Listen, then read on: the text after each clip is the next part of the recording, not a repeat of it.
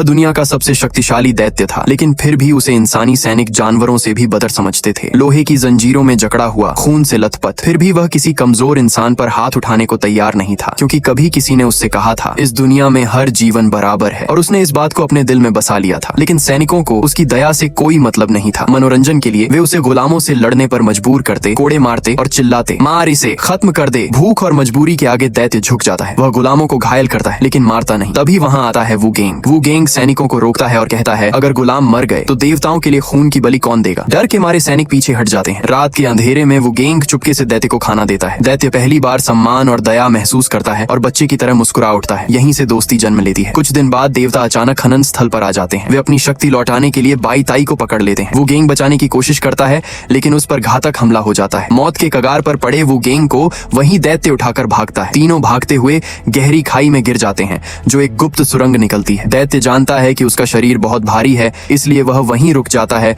और दुश्मनों को रोकता है ताकि उसके दोस्त भाग सकें। इधर बाई ताई पर घातक जहर फैलने लगता है। उसे बचाने का एक ही उपाय है, दिव्य पशु कयोंगची का अंग। सब मना करते हैं लेकिन वू गेंग अकेले उसे ढूंढने निकल पड़ता है। वहाँ उसे धोखा दिया जाता है, उस पर हमला होता है और कयोंगची उसे लगभग मार ही देता है। लेकिन वू गेंग लड़ने के बजाय उसके जख्म भरता है। इस दया से प्रभावित होकर कयोंगची खुद अपना अंग वू गेंग को दे देता है। बेहोशी की हालत में वू गेंग दवा वापस लाता है और बाई ताई की जान बच जाती है। उधर देवताओं के बीच एक प्राचीन भविष्यवाणी गूंजने लगती है। एक चुना हुआ योद्धा देवताओं के राजा को गिराएगा। सबको लगता था वह कोई और होगा, लेकिन अब हर संकेत वू गेंग की ओर इशारा कर रहा था। एक ऐसा इंसान जो दया, समानता और इंसानियत में विश्वास करता है। शायद वही देवताओं के अंत की शुरुआत है। पार्ट 2 को देखने के लिए चैनल को सब्सक्राइब जरूर करें।